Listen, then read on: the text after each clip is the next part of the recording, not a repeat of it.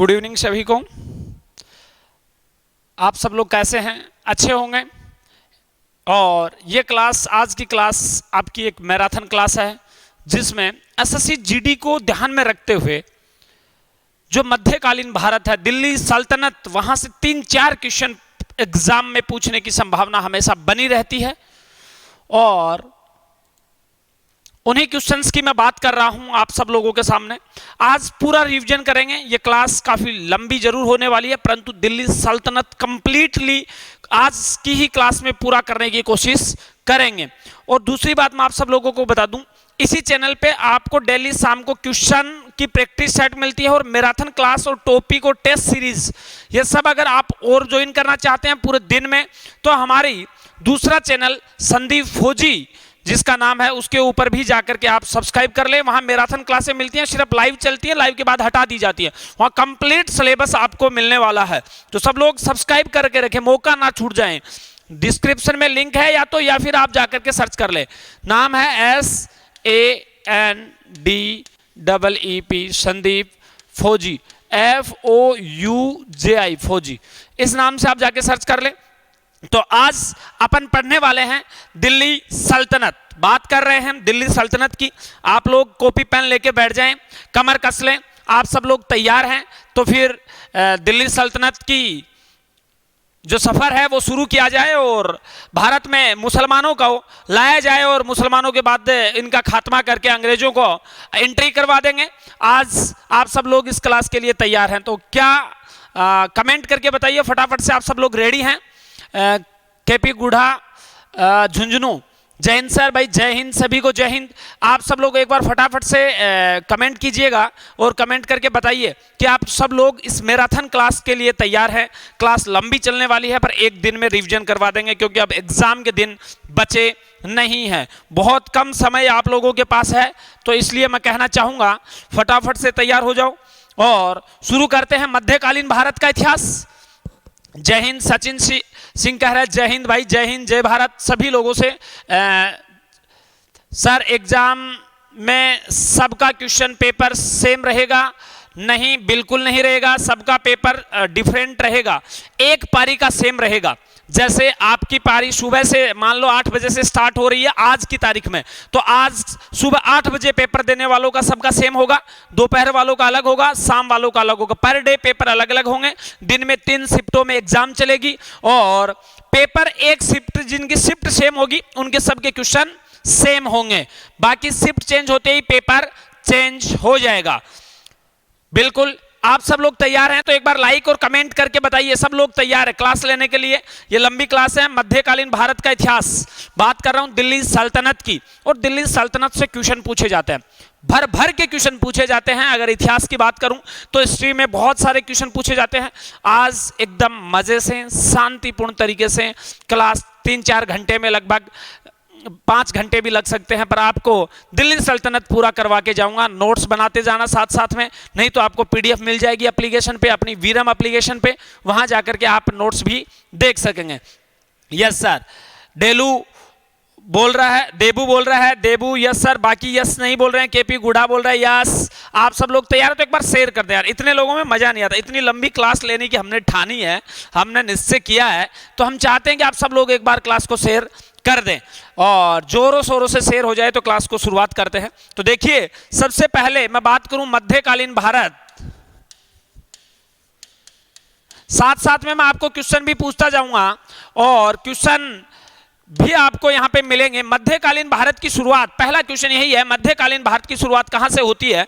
मध्यकालीन भारत में हम वह पढ़ते हैं जब भारत में तुर्कों का आगमन हो चुका था, भारत में मुसलमान आ गए थे। इससे पहले भारत में कहीं मुसलमान नहीं हुआ करते थे और ना ही भारत में किसी मुसलमानों का आक्रमण हुआ। एटलीस्ट होता भी कैसे, मुसलमानों का उदय भी बहुत बाद में हुआ था। अपने लगभग 572 ईस्वी में मुसलमानों का जो ही उदय होता है, मुसलमानों के उदय होने के बाद की बातें हैं। जब भाई इस्लाम कोई नाम का धर्म होगा, मुसलमान होंगे तभी आक्रमण करेंगे। कैसे हुआ, इन सब चीजों पे हम चलें तो सबसे पहले देखिए, डीपली नहीं पढ़ेंगे, यहां अपन रिवीजन के पर्पज से पढ़ने वाले हैं। किसके पर्पज से पढ़ने वाले हैं? रिवीजन के पर्पज से पढ़ने वाले हैं, हमारा उधर से सिर्फ रहेगा रिवीजन का। तो अपन करने वाले हैं इस क्लास में रिवीजन, आपका रिवीजन हो जाए, याद रहे। सबसे पहले भारत पे अरबों का आक्रमण होता है और एक व्यक्ति अरब से चल के आता है। 17 साल का एक लड़का, युवा, एक सेनापति, एक सोल्जर अपनी सेना लेकर के भारत पे आक्रमण करने आता है। भारत के सिंध प्रांत पे आक्रमण करता है। सिंध की बात जब भी होगी तो समझ लेना पाकिस्तान वाला क्षेत्र, अफगानिस्तान के पास पाकिस्तान का जो क्षेत्र है, जो आज पाकिस्तान में है, पहले हमारा हिस्सा हुआ करता था। पाकिस्तान तो हमारा बेटा है, टुकड़ा है, तो वो उधर चला गया। तो अभी उस सिंध की बात हो रही है, वहां हिंदुओं का ही शासन था। वहां का शासक था दाहिर सेन। क्या था? दाहिर सेन। ये दाहिर सेन की अगर मैं बात करूं तो इनके ऊपर पहली बार सफल आक्रमण हुआ अरबों का, और अरबों का एक सेनापति था जिसका नाम था, बताइए फटाफट जवाब दीजिए, पहला अरब आक्रमण या सफल अरब आक्रमण कौन सा था? तो फटाफट मैं आप सब लोगों से जानना चाहूंगा। सन्नी फौजी, सन्नी फौजी कौन सा सन्नी है भाई? हमारा साथी भी थे सेक्टर में, कुछ से 2 सन्नी थे, एक यादव और एक पंजाबी। तो आप कौन से सनी हैं या स्टूडेंट हैं, बताइए एक बार कमेंट करके। मोहम्मद बिन कासिम वह व्यक्ति था, मोहम्मद बिन कासिम। मोहम्मद बिन कासिम ने भारत पे पहला सफल आक्रमण किया दाहिर सेन पे, और दाहिर सेन को हरा दिया। और दाहिर सेन को हराने के बाद में इसे भेजने की अगर मैं बात करूं तो खलीफा ने भेजा था। खलीफा मुसलमानों में एक सबसे बड़ा पद हुआ करता था, धार्मिक गुरु भी कहा जाता था, और ये राजा भी हुआ करता था इराक का पहले, और फिर ईरान के राजा खलीफा कहलाने लगे। ये प्रथाएं काफी लंबी चलती आई। तो पहली बार जब इसने खलीफा के कहने पे मोहम्मद बिन कासिम ने आक्रमण किया दाहिर सेन के ऊपर, दाहिर सेन को हरा दिया गया। दाहिर सेन सिंध प्रांत का शासक था, हार गए। हारने के बाद में इनकी 2 बेटियां थी, एक का नाम देवल दे और सूर्य देवी, ये जो दोनों बेटियां थी, इनको मोहम्मद बिन कासिम उठा के ले जाता है और अपने यहां से गिफ्ट के तौर पे इन दोनों को भेज देता है खलीफा के पास। जब खलीफा के पास आती हैं तो खलीफा के पास जब भेजा जाता है तो ये अपने पिता की मृत्यु का बदला लेने की एक चाल चलती हैं। और चाल चलने के साथ साथ में मैं अगर बात करूं, काफ़ी लोग जो हैं, क्या आप लोग हैं जुड़े हुए हैं क्लास में, या फिर इस तरीके की क्लासों को अगर आप इंटरेस्ट लेंगे तभी बात बनेगी। तो आप ज़्यादा से ज़्यादा क्लास को शेयर कीजिएगा, क्योंकि क्लास लंबी हो सकती है, पर इस क्लास को लास्ट तक मैं आपको कंप्लीट ये चीज़ें करवा के जाऊंगा। दाहिर सेन के समय पे मोहम्मद बिन कासिम के ऊपर 712 ईस्वी में पहला आक्रमण किया गया भारत में। कौन सी में? 712 ईस्वी में भारत के ऊपर अरबों का पहला आक्रमण था। अरबों का पहला भी यही था और अंतिम भी बेटा यही था। प्रश्न पूछा जाता भारत पे प्रथम अरबों का आक्रमण कब किया गया? 712 ईस्वी में। सफल आक्रमण की बात कर रहा हूं। इसके बाद लास्ट आक्रमण की बात की जाए तो लास्ट भी यही था। इसके बाद अरब आक्रमण नहीं कर पाए, क्योंकि अरब से कुछ मुसलमान उठ के ईरान में आ गए, पर्शिया देश था वहां आ गए, और पर्शिया का नाम बदल के ईरान रख दिया गया, क्योंकि मुसलमानों की संख्या बढ़ गई, कब्जा कर लिया मुसलमानों ने। फिर ईरान से लोग आने लगेंगे, फिर ईरान, तुर्क, अफगानिस्तान, है ना, मुगल, ये सब आते एक एक करके भारत के ऊपर कब्जा करने के लिए आएंगे। तो सबसे पहला आक्रमण किसने किया बताइए? दाहिर सेन ने किया, मोहम्मद बिन कासिम के समय 712 ईस्वी में। इसके काफी सालों के बाद में भारत का इसी क्षेत्र का एक राजा हुआ, और उधर अफगानिस्तान में ईरान वाला क्षेत्र है, अफगानिस्तान में एक जगह पड़ती है जिसका नाम था गजनी। गजनी में एक राजा हुआ जिसका नाम था मोहम्मद। हम कहते हैं मोहम्मद गजनी। गजनी उसका नाम हो गया, जात होगा ना, तो उसका नाम है और ना ही जात है गजनी। गजनी एक क्षेत्र का नाम है जो अफगानिस्तान में पड़ती है। इसका जात क्या था पूछा जाता है। गजनी का वंश कौन सा था, प्रश्न एग्जाम में पूछा गया है। तो गजनी का वंश था यामिनी वंश था। कौन सा वंश था?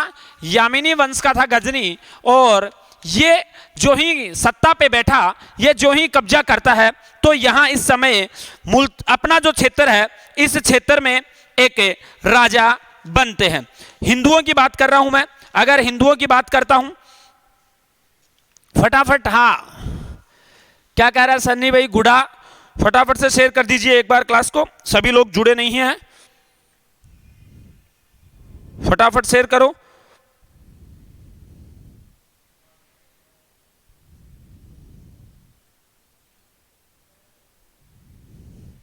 फटाफट क्लास को शेयर कर दो। आप लोग जुड़ेंगे नहीं तो फिर कोई मजे वाली बात नहीं है। यहां का हिंदू शाही राज्य था जयपाल का। कौन शासक था? जयपाल। जयपाल के राज्य को कहा जाता है हिंदू शाही राज्य। हिंदू शाही राज्य। प्रश्न पूछा जाता है, प्रथम पहली बार हिंदू शाही राज्य पे आक्रमण किसने किया? मोहम्मद गजनी ने। और गजनी ने जब आक्रमण किया, इससे पहले कि मैं कुछ कहानी बता दूं आपको, जयपाल को इस बात का डर लगने लग गया था कि कहीं ना कहीं ये मुसलमान जो बढ़ रहे हैं ये हमारे भारत पे आक्रमण करने वाले हैं। तो जयपाल ने पहले से चला करके पहले ही जयपाल ने अपने राजाओं से सहायता मांगी और मोहम्मद गजनी के ऊपर आक्रमण कर दिया। गजनी पे जो ही आक्रमण किया, परंतु हार हुई जयपाल की। इसने दोबारा आक्रमण किया, बार बार आक्रमण किए। गजनी ने काफी सारे भारत पे, हाँ बिल्कुल भाग गए हैं, क्योंकि लोगों का उधर से पढ़ना नहीं होता, दिखावा करना होता है। और ये क्लास जो चल रही है ये ओरिजिनल, हमें ऐसे लोगों की फौज नहीं चाहिए जो पढ़ने वाले नहीं हो। ऐसे लोगों की फौज चाहिए जो पढ़ने वाले हों और जो प्रॉपर ढंग से पढ़ना चाहते हैं, उन्हीं की फौज अपने को चाहिए। बाकी किसी की फौज की अपने को वो नहीं है कि वो लोग आए। अब बात करते हैं कि ये गजनी जब शासक बना, ये गजनी के नाम से ही फेमस हुआ मोहम्मद। तो शासक बनते ही इसने खलीफा से सुल्तान की उपाधि धारण की। और ये रिवाज था मुसलमानों में, जो भी राजा बनेगा वो खलीफा से उपाधि लेगा, खलीफा से जाके परमिशन लेगा राजा बनने की और खुतबा पढ़ाएगा अपने नाम का। खुतबा किसे कहते सर? खुतबा कहते बेटा जब कोई राजा, जब कोई व्यक्ति क्या करता है, अपने नाम का चारों तरफ हवा बनाने की कोशिश करता है। जैसे मस्जिदों में, मंदिरों में यही होते थे पहले। मस्जिद थी मुख्य तौर पे मुसलमानों के लिए, तो मस्जिदों में अजान के साथ उसका नाम बोला जाएगा। तो ये खुतबा होता था एक तरीके से। क्या होता था? खुतबा होता था। खुतबा मतलब अपने नाम का प्रचार करना, भर भर के प्रचार करना। तो मोहम्मद गजनी की बात करूं तो मोहम्मद गजनी की उपाधियां एग्जाम में पूछी गई हैं। मोहम्मद गजनी ने खलीफा से 2 उपाधि ली। यामीन उद दौला, नाम याद रखिए, यामीन उद दौला। क्या उपाधि थी? यामीन उद दौला। फटाफट से लिख लो, साथ साथ में याद होना चाहिए। यामीन उद दौला और यामीन उल मिला। यामीन उल मिला, यामीन उल मिला। यामीन उद दौला और यामीन उल मिला की उपाधि से किसने दी? खलीफा ने दी थी। किसने दी थी? खलीफा ने। इसने भारत पे आक्रमण शुरू किए। भारत पे आक्रमण किए किस लिए? इसका उद्देश्य था भारत से धन दौलत लूटना और धन दौलत के साथ साथ इस्लाम धर्म का प्रचार करना, इसका उद्देश्य था। हिस्ट्री के कितने क्वेश्चन आते हैं आपके? टोटल जीके के 20 क्वेश्चन आएंगे, जिसमें से हिस्ट्री से 5 क्वेश्चन आएंगे। हिस्ट्री से 5 क्वेश्चन आएंगे, 5 ज्योग्राफी से आएंगे, 5 आपके पॉलिटी से आएंगे और 5 करंट इवेंट और इकोनॉमी और इन सब से मिलाकर के आएंगे। लगभग 5-5 का रेशियो हर बार रहता है। दिल्ली सल्तनत जो आज की क्लास है, इससे 2 क्वेश्चन हूबहू आपको एग्जाम में मिलेंगे, ये आप एज इट इज देख लेना। तो गजनी की सीधी सीधी उपाधियों को याद रख सकते हैं। यामीन उद दौला, यामीन उल मिला खलीफा के द्वारा दी गई थी। गजनी ने काफी सारे भारत पे आक्रमण किए।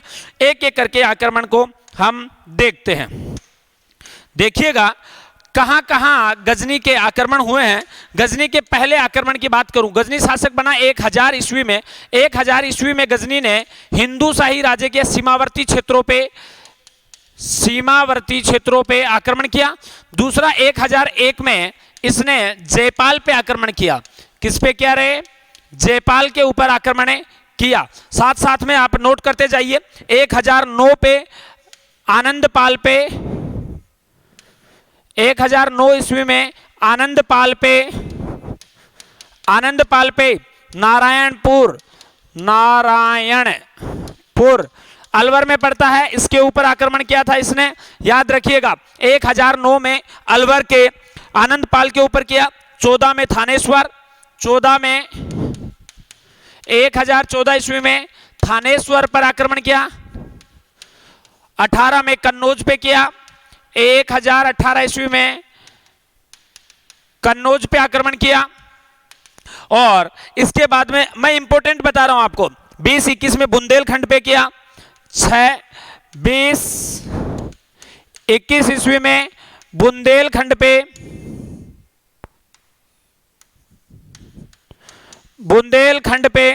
आक्रमण किया। बुंदेलखंड पे आक्रमण किया। और 1025 ईस्वी में भारत का सबसे इंपोर्टेंट प्रश्न पूछा जाता है 1025 ईस्वी में गुजरात के सोमनाथ मंदिर पे आक्रमण किया। किस पे आक्रमण किया? सोमनाथ पे। और अगर लास्ट बात करूं तो पूछा जाता है गजनी का अंतिम आक्रमण किसके खिलाफ था? 1027 ईस्वी में किसके खिलाफ था रे? जाटों के खिलाफ था। जाटों के खिलाफ था। क्यों था सर? इसके पीछे लॉजिक, 1030 में गजनी की मृत्यु हो जाती है। गजनी जब भारत को लूट रहा था तो गजनी मुख्य तौर पे किसको लूट रहा था? गजनी भारत के मंदिरों को लूट रहा था। क्यों? क्योंकि उस जमाने में एक परंपरा आ गई थी भारत में, ब्राह्मणों ने यहाँ की जो कुरीतियां थी समाज में, धर्म के नाम पे आडंबर रचने शुरू कर दिए थे और पंडितों ने एक ऐसी कुरीतियां समाज में ला दी अपने निजी स्वार्थ के लिए कि पूरा सोना चांदी धन दौलत जितना भी था या तो कुछ परिवारों के पास था या फिर मंदिरों में था। मंदिरों में पूर्ण रूप से धन दौलत इकट्ठा हो गया बहुत सारा, तो गजनी को इजी था, गजनी को जहां जाना है तो गजनी पूर्ण रूप से मंदिरों को लूट रहा था। किसको लूट रहा था? मंदिरों, क्योंकि गजनी को पता कहीं जाने की जरूरत नहीं है, मंदिर में बहुत सारा सोना चांदी पड़ा है, धन दौलत पड़ी है, वहां से लूट के अपन चले जाएंगे। गजनी जब ये थानेश्वर और कन्नौज के क्षेत्र के मंदिरों को लूट रहा था उसी समय की बात है। उस समय पे अगर मैं बात करूं तो इस क्षेत्र में जब ये लूटपाट मचा रहा था तो सोमनाथ के जो पंडित थे, पुजारी थे, उन्होंने घोषणा की कि भाई साहब उधर वाले पंडित ठीक नहीं है, वो अच्छे पंडित नहीं है, वो कमीशन ज्यादा लेते हैं और भगवान का चढ़ाव ज्यादा खा जाते हैं। समझ रहे हो? बोला हम अच्छा काम कर रहे हैं। कहने का मतलब यह था कि वो पापी हैं और हम यहाँ सही लोग हैं, इसलिए सोमनाथ के ऊपर आक्रमण नहीं हो रहा, इसलिए गजनी उधर के मंदिरों को लूट रहा है हमें छोड़ के। गजनी को इस बात का पता चला, गजनी वापस मोड़ दिया मुख, चलो भैया सोमनाथ देखते हैं। ऐसा क्या? सोमनाथ मंदिर की खास बात क्या थी? सोमनाथ मंदिर के शिवलिंग जो हैं भगवान शिव के, जिनकी हम पूजा करते हैं, वो शिवलिंग ना जमीन पे टिके हुए थे ना ऊपर किसी से बंधे हुए थे, हवा में बीच में लटके हुए थे। ये उनकी पावर थी, चमत्कार था। खैर एटलीस्ट जो भी साइंस रही होगी, पर ये हमारी आस्था थी, हमारी मान्यताएं थी। परंतु सोमनाथ को लूटा और उस शिवलिंग को तोड़ दिया गया और उस शिवलिंग के टुकड़े ले जाकर के गजनी ने अपने गजनी देश में, अफगानिस्तान में गजनी में ले जाकर के मस्जिद की सीढ़ियों के अंदर जड़वा दिए ताकि मुसलमान इससे शिवलिंग के ऊपर पैर रख के मस्जिद में जा सकें। तो देख लीजिए आप, कुछ इतिहासकार कहते हैं कि गजनी की सोच ऐसी नहीं थी कि वह मुसलमानों का प्रचार करना है। इस बात से सरासर झलकता है कि उनका उद्देश्य भी वही था जो बाकी तुर्कों का था। बाकी मुसलमानों का जो उद्देश्य था वो सेम उद्देश्य ही गजनी का था, गजनी धन दौलत लूटने के लिए। जब यह सोमनाथ मंदिर को लूट के जा रहा था, जब ये सोमनाथ मंदिर को लूट के जा रहा था तो सब लोग डरे हुए थे, आतंकी थे। परंतु उसी क्षेत्र में एक जाट जाति है, जाट आप सब लोगों ने सुना होगा, जाट रहते थे और जाटों के कबीलों ने, जाट एकजुट में होकर के गजनी पे आक्रमण करते हैं और उससे सोमनाथ मंदिर का धन दौलत है वो वापस लूट लेते हैं भारत के लिए और लूट के भाग जाते हैं। गजनी उस समय उनसे युद्ध लड़ना उचित नहीं समझता। गजनी को पता है कि अगर हम इनसे युद्ध लड़े तो भैया पकड़ पकड़ के धोएंगे, चप्पल हाथ में लेके भागना पड़ेगा। इससे अच्छा है कि एक बार इनसे लड़े नहीं तो ठीक है, अपने जितना माल हाथ आ रहा है कम से कम वो तो गजनी रख के आए, अपने घर में रख के आए। चोर ऐसे ही करते हैं, जल्दी से जितना हाथ लगा पहले उसको तो रख के आए, ये रखने के लिए चल देता है। तब ये जिनको जितना जाटों के हाथ लगता है ये आ जाता है, ये है अपना सामान रख के फिर वापिस आता है 1027 में और आकर के जाटों के खिलाफ लड़ता है और अंतिम आक्रमण था भारत के ऊपर गजनी का। इसके बाद गजनी यहां से चला गया, गजनी की 1030 में मृत्यु हो गई। इसके बाद कई सालों तक भारत में आक्रमण नहीं हुए, बड़े आक्रमण।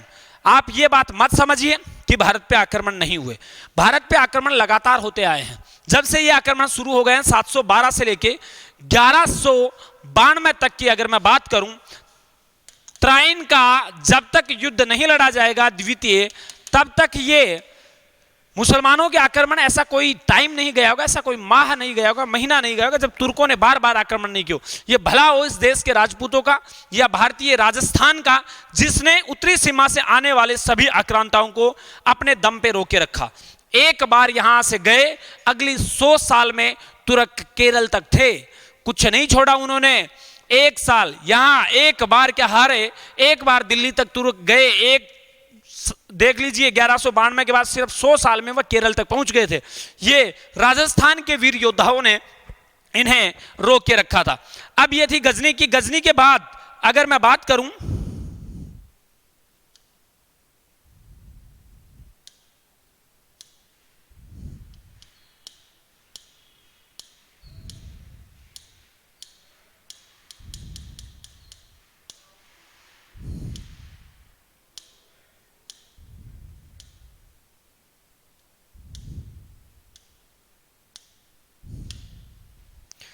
देखिए, अगर मैं गजनी की बात करूं तो गजनी के ये आक्रमण भारत पे थे। तो याद रखिए, सब लोगों को याद होगा गजनी का भारत पे अंतिम आक्रमण किसके खिलाफ था? जाटों के। सबसे मुख्य आक्रमण सोमनाथ का था। और गजनी किस वंश का था? यामिनी वंश का। गजनी की जो उपाधियां हैं उन्हें किन नामों से जाना जाता है? खलीफा से दो उपाधियां मिली, यामीन उद दौला और यामीन उल मिला कि इन उपाधियों के नाम से गजनी को जाना जाता है। कई सालों के बाद में यहां से कुछ मुसलमान उठ के गए और गोर प्रदेश में रहने लग गए। कहां रहने लग गए? गोर प्रदेश में रहने लग गए। गोर प्रदेश में रहने वाले गोरी कहलाए। अरे गोरी अपने अंग्रेजनी को कहते हैं ना, वो नहीं है, गोरी है ये। गोरी, गोर प्रदेश एक जगह का नाम है, प्रदेश क्षेत्र का नाम गोरी है, गोर है। और गोर पे रहने वाले लोगों को क्या कहा गया? गोरी कहा गया। यहां एक व्यक्ति हुआ मोहम्मद गोरी। क्या नाम है? मोहम्मद गोरी। ये जो मोहम्मद गोरी है, ये अगर मैं इसकी बात करूं तो मोहम्मद गोरी पर्टिकुलर गोर वंश का नहीं है। यह क्षेत्र का नाम गोर है, इसलिए इसे गोरी कहा जाता है। बाकी इसके वंश की अगर बात करें तो इसका वंश है शम्सबनी वंश। शम्सबनी वंश। कौन सा वंश है इसका? शम्सबनी वंश है। और मोहम्मद गोरी का, मोहम्मद गोरी जो ही गोर प्रदेश में बैठता है तो सबको, इन तुर्कों को, जिसको भी राजा गद्दी पे बैठेगा, जिसकी महत्वाकांक्षाएं बड़ी होती थी, जिन्हें धन दौलत पैसा चाहिए था, वो सीधा कहां आएंगे?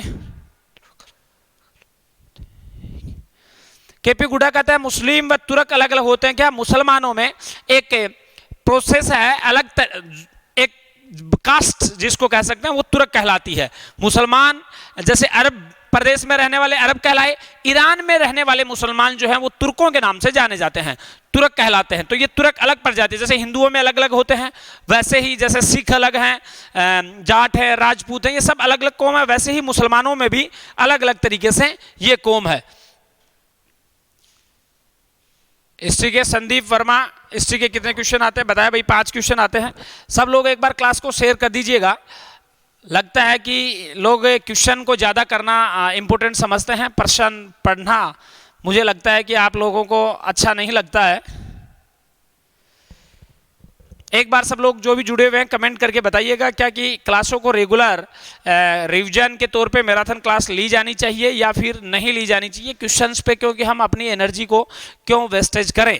पर्टिकुलर अगर आपका इंटरेस्ट नहीं है, आप लोग क्वेश्चन ही करना चाहते हैं, आप पढ़ना नहीं चाहते, रिवीजन नहीं करना चाहते, तो आपकी इच्छाएं हैं, तो आप लोग इस बात के बारे में बता सकते हैं। पर्टिकुलर किसी का कोई कमेंट नहीं है। चलो खैर, अपना काम कर्म करना है, हम अपने कर्म को करते जाइएंगे और जिसको पढ़ना होगा वो आएगा, जिसको नहीं पढ़ना है, पर्टिकुलर जिसकी इच्छा नहीं है, सिर्फ दिखावा करना है, हाँ हम क्वेश्चन करेंगे। सिलेक्शन किसके होते हैं सब लोगों को पता है, जो थ्योरेटिकल चीज़ों को अच्छे से कॉन्सेप्ट को पढ़ते हैं, क्लियर करते हैं।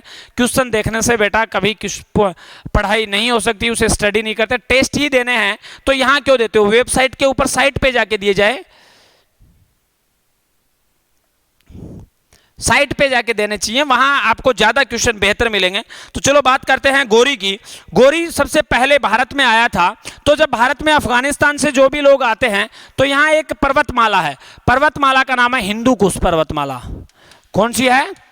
हिंदू कुश पर्वतमाला। इस हिंदू कुश पर्वतमाला के बीच से अगर आए तो पहाड़ियों से आते नहीं है, यहाँ कुछ दर्रे हैं, उन दर्रों से मुसलमान भारत में आया करते थे। अफगानिस्तान के उस पार का, अफगानिस्तान में यह पड़ती है हिंदू कुश पर्वतमाला। इससे प्रश्न पूछा गया कि गोरी किस दर्रे से भारत आया था, तो खैबर दर्रे से भारत में आया था। जब भी कोई मुसलमान इधर भारत में आएगा तो इन दर्रों से आएगा। दर्रों के नाम थे खैबर और गोमल दर्रा। खैबर व गोमल दर्रा, इन दर्रों से मुसलमान भारत आया करते थे। तो गोरी खैबर दर्रे से भारत में आक्रमण करता है और यह जीतने के चक्कर में लगातार भारत पे आक्रमण करता है। यह भारत पे पहला आक्रमण मुल्तान पे करता है। किस पे करता है? मुल्तान पे करता है। मुल्तान के बाद यह गुजरात पे करता है। किस पे करता है?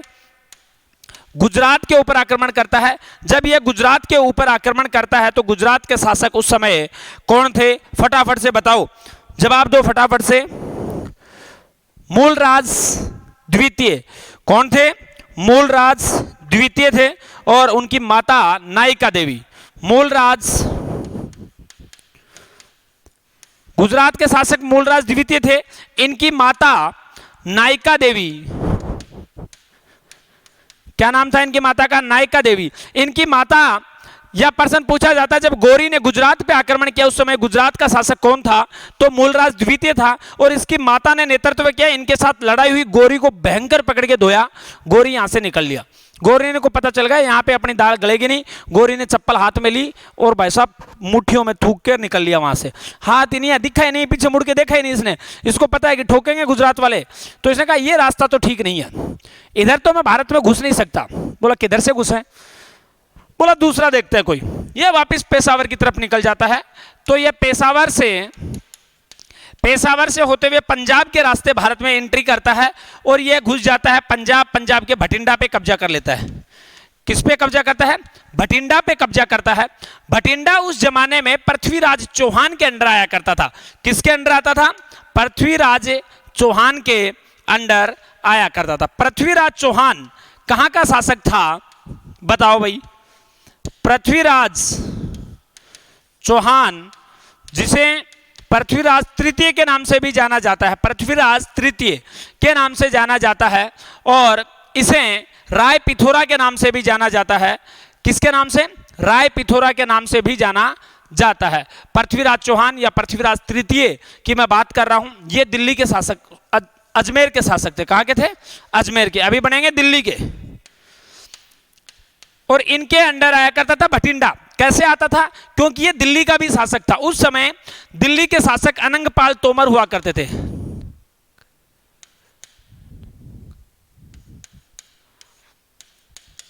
अनंगपाल तोमर दिल्ली के शासक हुआ करते थे और इनके दो बेटियां थी।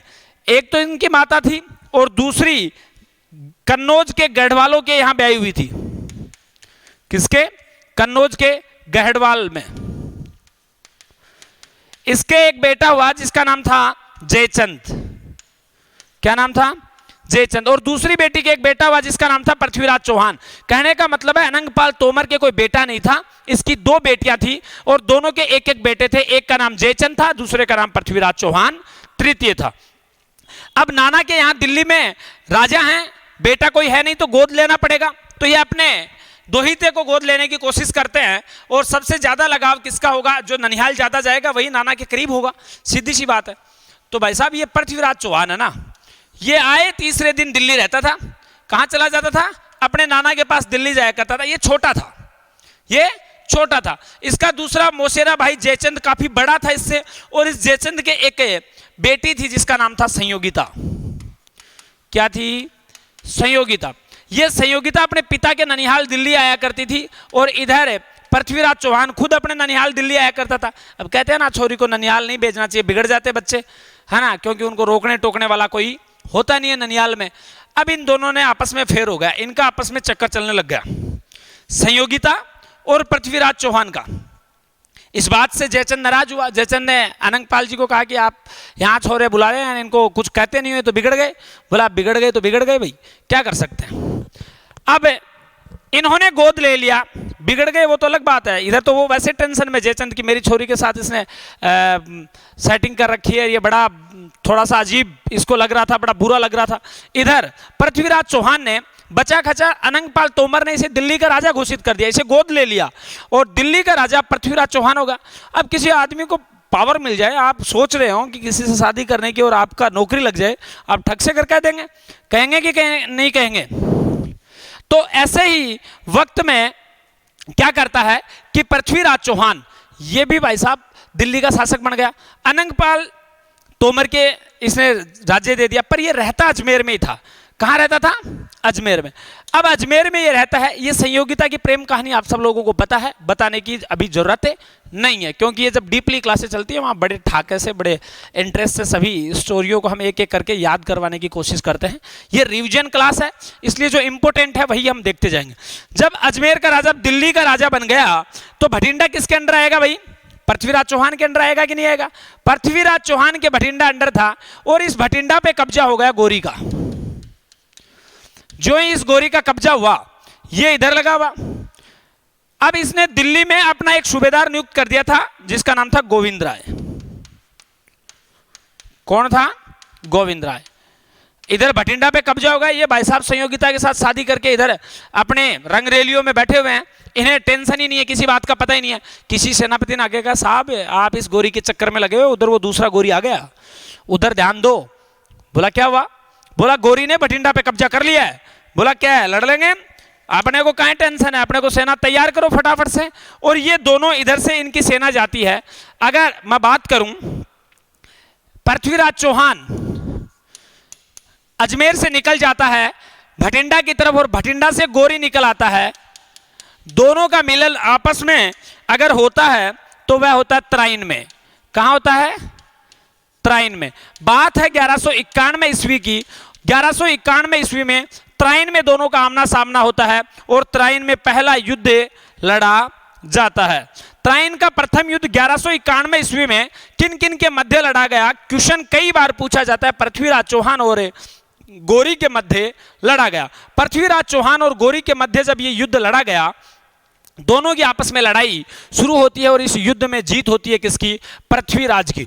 पृथ्वीराज भयंकर तरीके से धोता है गोरी को। गोरी घायल हो जाता है और गोरी भाग जाता है। गोरी क्या करता है? गोरी भाग जाता है, पीछे मुड़ के देखता नहीं है, उसको पता है ठोकेंगे अगली बार, हाथ आ गए ना, ठीक नहीं है। गोरी भयंकर तरीके से अपना वापिस गोर की तरफ भाग जाता है। और यहां से एक चीज बहुत अच्छी सीखने को मिलती है, अगर आपको अच्छी लगे तो आप शेयर करना सब लोग, कि गोरी हारा हुआ इंसान है परंतु गोर प्रदेश में जाकर के अपनी तैयारी में लग जाता है, अपनी सेना फिर से बनाता है, उठ खड़ा होता है। देखिए, एक बार एग्जाम में फेल होने से कुछ नहीं होता, कोई फर्क नहीं पड़ता, परंतु जिसने तैयारी नहीं छोड़ी वो अपने लक्ष्य को अचीव करता है। बहुत से बच्चे ऐसे होंगे जो पिछली बार फेल हो गए, कोई बात नहीं, इस बार पूरी तैयारी के साथ, पूरे कॉन्फिडेंस के साथ साम दाम दंड भेद अपनाइए और आगे बढ़ जाइए। यही करता है गोरी। सफलता खुद ब खुद इसके पास आएगी, क्योंकि 1 साल मेहनत की है भैया इसने। गोरी वापिस चला जाता है और गोर प्रदेश में जाकर के मेहनत करता है, 1 लाख की सेना बनाता है, वापिस 1192 में आता है। इधर जब ये तैयारी कर रहा था तो जो पिछली बार इसको हराया है, जो विजेता था, जिसको लगा कि मैं तो राजा हूं, मैं तो हरा दिया इसको, ओवर कॉन्फिडेंस, भले ही आपको सब कुछ याद हो, पर एग्जाम के समय में जो रिवीजन नहीं करते उनके साथ यही होता, नहीं हम तो टेस्ट देंगे। भैया पढ़ना पड़ता है, पढ़ना पड़ता है, तब जाकर के बात बनती है। और जो पढ़ते हैं वो देखिए कैसे गोरी की तरह कब्जा कर लेते हैं, जो अपने आप को ओवर कॉन्फिडेंस में रहते हैं पृथ्वीराज चौहान की तरह हार जाएंगे। दूसरी बात, गोरी पूरी तैयारी के साथ में आता है। बात है 1192 ईस्वी की। जो ही गोरी आता है वापिस भटिंडा पे कब्जा करता है और इधर पृथ्वीराज के पास सूचना आती है। पृथ्वीराज 1 साल कुछ नहीं किया, संयोगिता के चक्कर में घूम रहा है, यहाँ हनीमून पे कभी कहाँ घूमने में बिजी है ना। अभी तो संयोगिता को घुमाने में लगा हुआ है, चल बेबी तेरे को ये दिखाते हैं, चल बेबी ये दिखाते हैं। इधर से गोरी आ गई दूसरी, इस गोरी के चक्कर में ये गोरी दूसरी आ गई। इधर लोगों ने कहा पृथ्वीराज फिर आया, फिर गोरी आया। 1192 में दोनों के आमने सामने जबरदस्त टक्कर हुई और टक्कर हुई, इस बार गोरी की जीत हुई। त्राइन के द्वितीय युद्ध में किसकी जीत हुई भाई? गोरी की। पहले में किसकी हुई रे? पृथ्वीराज चौहान की।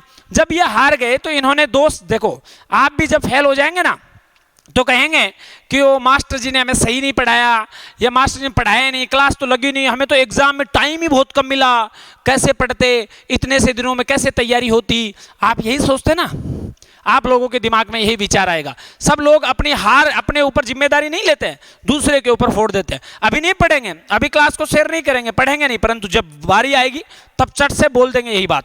खैर, इन्हें यही करना था। तो पृथ्वीराज का एक घोड़ा था, जिस घोड़े का नाम एग्जाम में कई बार पूछा गया, नाट्यरंभा। क्या था रे? नाट्यरंभा। कहा जाता है कि इनके सेनापतियों ने इनका घोड़ा बदल दिया था और इन्हें एक घोड़ा नया दे दिया जो नाचने वाला था, जो युद्ध के मैदान में आगे बढ़े और तलवार चलाएं, एक दूसरे को मारे, वो तो कर नहीं रहा। ये घोड़ा एक एक जगह उछल रहा था, डांस करने लग गया। इस बात से पृथ्वीराज चौहान मारे गए युद्ध में। और कहा जाता है कि इन्हें इसार, सिरसा के पास में एक जगह पड़ती है हरियाणा में, वहां पे इन्हें पकड़ लिया गया और इसार के पास पड़ती है सिरसा।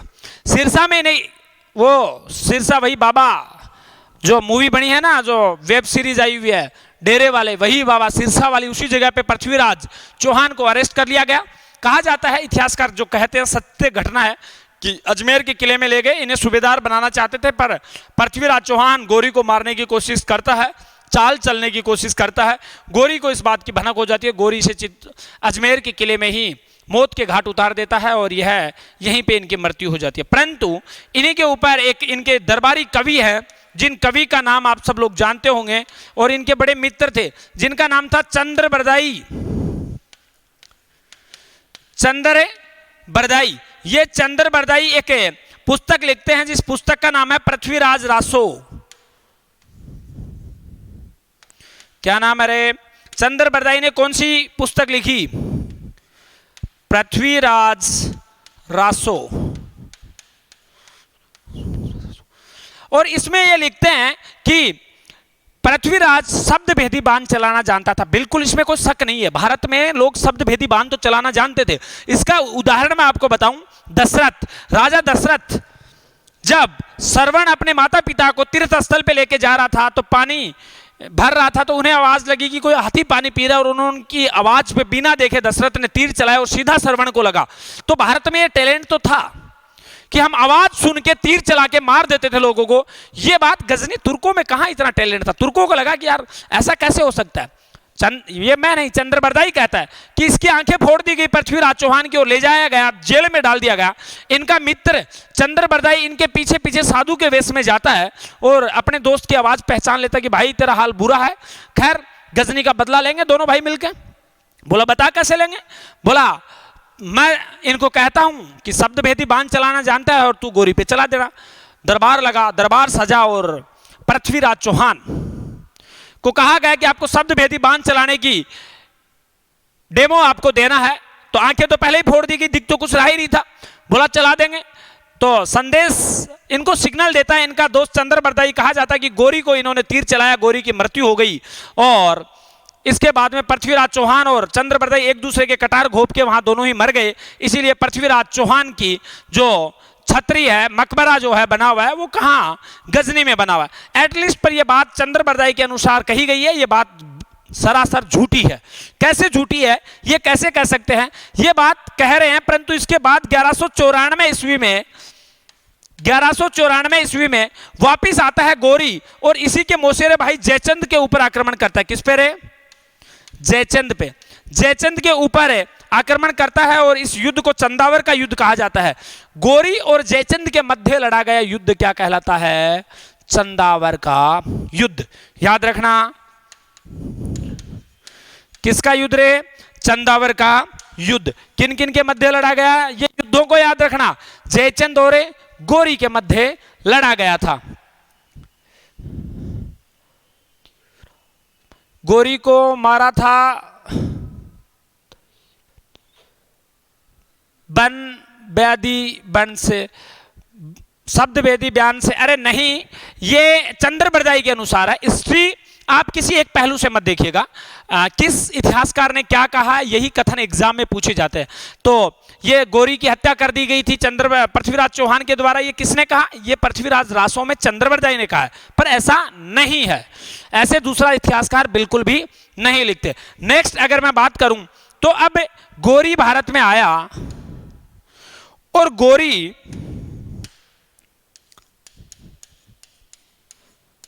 भारत में अपना एक गुलाम छोड़ के गया। गोरी के मुख्य तौर पे 3 गुलाम थे। कितने गुलाम थे रे? 3 गुलाम थे। गुलाम किसे कहते हैं? देखो पहले भाई साहब पैसे वैसे तो होते नहीं थे। राजा क्या करते थे, जब भी किसी आक्रमण, पहले मेलों में है ना, मेलों में आजकल सुना होगा डायलॉग आपने बुढ़ों से कि मेलों में सब मिलता है। आजकल नहीं मिलता बेटा, वो पहले मिलता था। क्या मिलता था? पहले छोरियां भी मिलती थी मेले में, आदमी भी मिलते थे, दास भी मिलते थे, सब खरीदा जाता था, सब बिकता था मेलों में, सब मिलता था। कुछ जो चाहिए वो खरीद लो, है ना।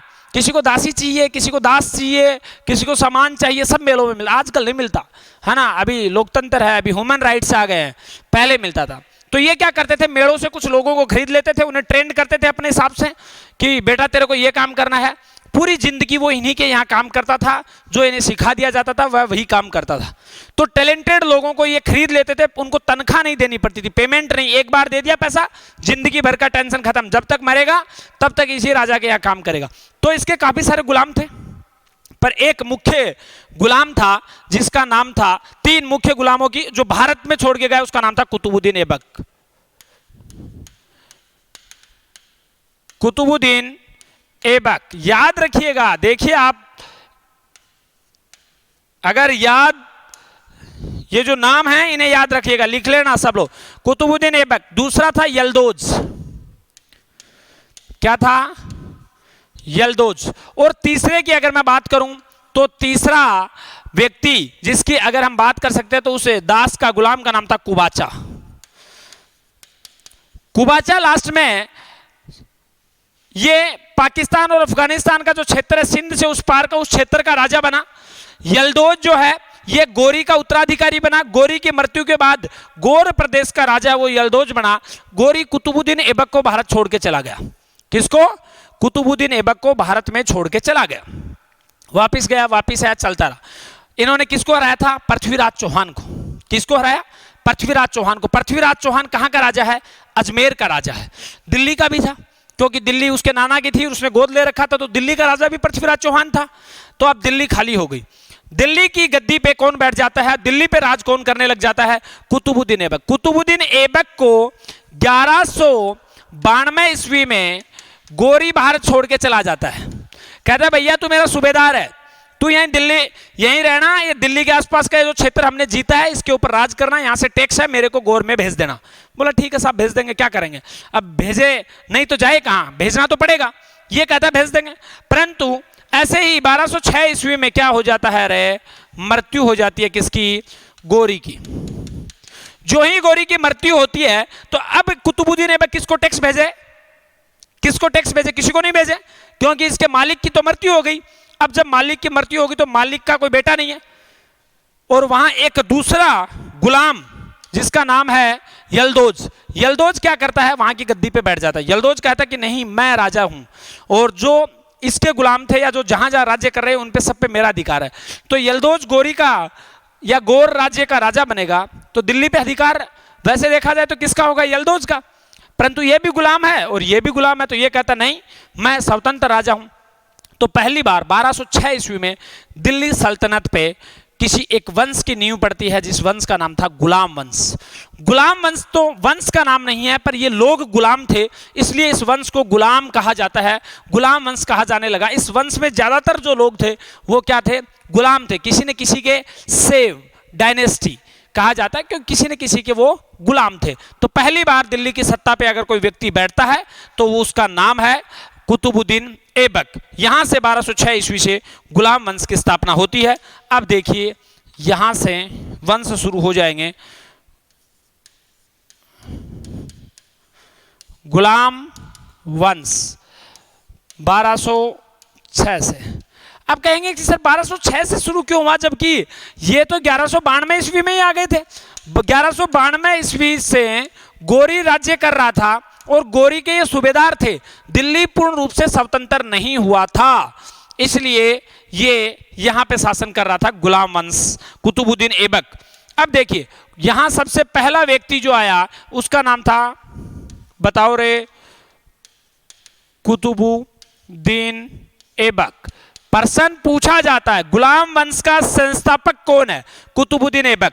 गुलाम वंश को एक और नाम से जाना जाता है, ममलूक वंश। किस नाम से जाना जाता है? ममलूक वंश। गुलाम वंश अगर मैं बात करूं तो मुख्य तौर पे 3 वंशों से मिलकर बना हुआ है। ये वंश नहीं है गुलाम, मैं बता चुका हूं कि ये गुलाम थे, इसलिए इन्हें गुलाम या ममलूक कहते हैं। बाकी अगर वंश की बात करूं तो वंश कौन से थे? 3 वंश थे। कुतुबुद्दीन ऐबक का कुतबी वंश था। कौन सा था? कुतबी वंश था। अगर बात करूं तो बलबन का बलबनी वंश था, और इल्तुतमिश का शमसी वंश था। तो 3 वंशों से मिलकर गुलाम वंश बनता है। कई बार एग्जाम में प्रश्न पूछा गया है, निम्न में से कौन सा गुलाम वंश का वंश नहीं था? बताओ, जवाब दो। कुतबी वंश, बलबनी वंश, शमसी वंश, ये तीनों वंश क्या हैं? गुलाम वंश के या ममलूक वंश के ही इससे हैं। गुलाम वंश के या ममलूक वंश के ही पार्ट हैं। याद रहेगा।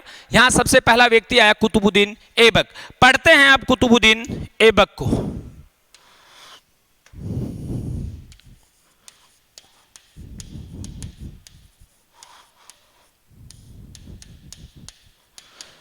कुतुबुद्दीन ऐबक को। अगर बात करूं मैं कुतुबुद्दीन ऐबक की,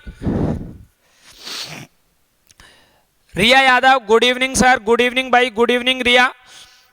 मुझे लगता है एटलीस्ट आप सब लोग क्लास को ज़्यादा से ज़्यादा शेयर कीजिएगा। और आज इस मैराथन क्लास का उद्देश्य एटलीस्ट हमारा था कि जो एग्ज़ाम आएगी, एग्ज़ाम से पहले सभी सिलेबस की, जितना भी एसएससी जीडी का सिलेबस है उसकी रिवीजन की क्लासें लगा मैराथन क्लासें लगा के हम आप सब लोगों की प्रॉब्लम्स को सॉर्ट आउट करके सब कुछ रटाने का हमारा प्लान था, ताकि स्टूडेंट हैं वो सफल हो सकें। पर इस क्लास की परफॉर्मेंस देख के मुझे नहीं लग रहा। पीएस हेलो एवरीवन, बिल्कुल हेलो भाई, बताइए पीएस डाबी। तो ये देख के मुझे लग नहीं रहा कि आप लोग पढ़ने के लिए, एसएससी जीडी के लोगों को यही अगर कोई अच्छी लेवल की कंपटीशन एग्जाम के बच्चे होते तो वो पढ़ने पे जान लगाते। तुमने गुमराह किया जाता है, तुम्हें कुछ लोग क्वेश्चन लेके आते हैं और उन क्वेश्चनों में अपने घंटों आपका बर्बाद कर जाते हैं। 100 क्वेश्चन, 50 क्वेश्चन, बेटा वो 100 क्वेश्चन आप टेस्ट सीरीज में जाके दीजिए। वैसे क्वेश्चन हम एप्लीकेशन पे वीरम पे फ्री में देते हैं, और बहुत सी एप्लीकेशन है वो देती हैं आपको फ्री में। वहां जाके टेस्ट आप खुद दोगे तो आपको पता चलेगा आपके कितने नंबर आ रहे हैं, आप कितने रैंक पे जा रहे हैं, आपका क्या जो परफॉर्मेंस है वो है, कौन सा पार्ट वीक है, कौन सा स्ट्रॉन्ग है, पता चलेगा। बाकी समय पे पढ़ना चाहिए, जबकि आप उल्टा करते हैं, पढ़ते नहीं, आप सिर्फ दूसरों के वीडियोस और क्वेश्चन देखते रहते हैं। तो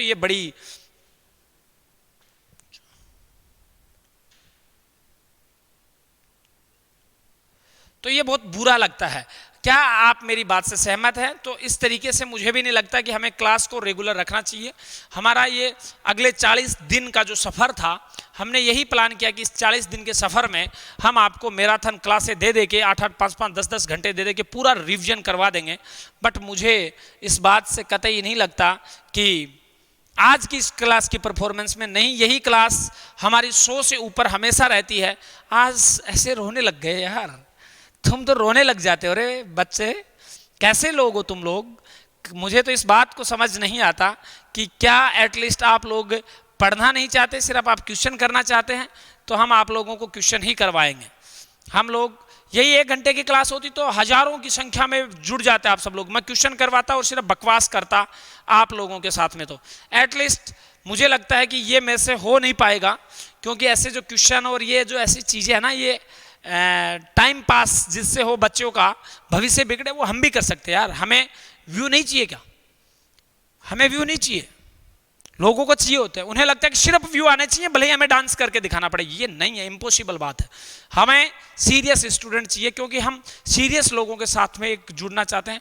हमारे सीरियस सब्सक्राइबर भले ही 10 हों, उन जो कोई काम के नहीं हो, ऐसे 1 लाख से वो 10 बेहतर है, मेरा ये मानना है। तो खैर, अब मुझे लगता है कि आप लोग अगर ऐसी ही परफॉर्मेंस है तो मैं अभी क्लास को ब्रेक करूंगा, और क्लासों को हम रेगुलर आगे लाइव नहीं करेंगे। ये क्लियर है? जो भी करेंगे वो संदीप फौजी वाले चैनल पे ही करेंगे, बाकी दूसरे चैनल पे हम क्लासों को आगे लाइव नहीं करने वाले हैं, क्योंकि हमने जो कंडीशन है उसको देख लिया है। आप लोग पढ़ना नहीं चाहते। कितने लोग लाइव हैं? आप लोग क्या चाहते हैं? जो लाइव हैं वो तो बताएं कम से कम, क्योंकि आपकी तो गलती नहीं है, आप तो लाइव जुड़े हुए हैं। तो आप तो कम से कम अपनी राय दे दें। आपकी क्या राय है? आप क्या चाहते हैं? क्वेश्चन ही हो या फिर रिवीजन हो? राखी कुमारी व्लॉग जी सर, रिया यादव, गुड इवनिंग भाई, गुड इवनिंग है, हेलो एवरीवन। पीएस ढाबी केम छो, बताइए फटाफट। आप लोगों का कमेंट नहीं आ रहा है मेरे पास, मैं आपका कमेंट सुनने का उत्सुक हूं। फटाफट से अगर आपका कमेंट आए तो ज़्यादा बेहतर होगा और अच्छा लगेगा। आप जो लोग लाइव जुड़े हुए हैं, कम से कम एटलीस्ट आप तो अपना कमेंट, अपनी राय दीजिएगा, तभी जाके बात बन पाएगी। और अपनी राय आप सब लोग फटाफट दीजिएगा। आप लोगों में से किसी की भी कोई राय नहीं आ रही है?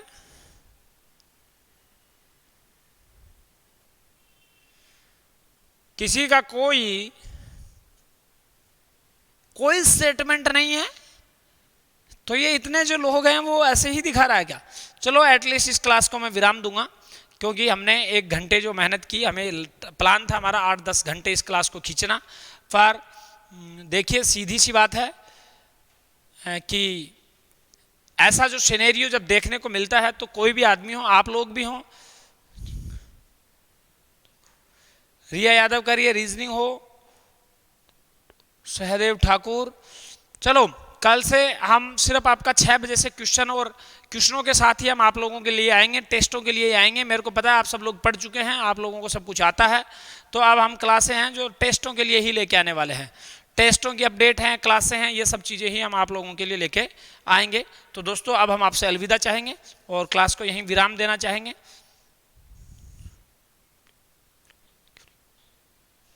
भाई एप्लीकेशन में रेगुलर क्लास आ रही हैं, कौन सी नहीं आ रही है बताओ? ज्योग्राफी कंप्लीट हो गई, हिस्ट्री कंप्लीट होने को तैयार है, पॉलिटी के भी आज गुरुजी बीच में साथ में पॉलिटी के भी लगा दिए, सब चीज़ों के लगा दिए, धड़ाधड़ क्लासें आ रही हैं। 10 से 15 तारीख तक सिलेबस कंप्लीट हो जाएगा। अब एक ही दिन में तो कैसे कंप्लीट हो सकता है? दिन में एक मास्टर 8 घंटे 10 घंटे पढ़ा सकता है, इससे ज़्यादा नहीं बोला जा सकता, गला बैठ जाता भाई बोल बोल के, कितना बोले। और इतनी क्लासें रेगुलर काम कर रहे हैं टीचर, तो उनको वो रेगुलर ले रहे हैं।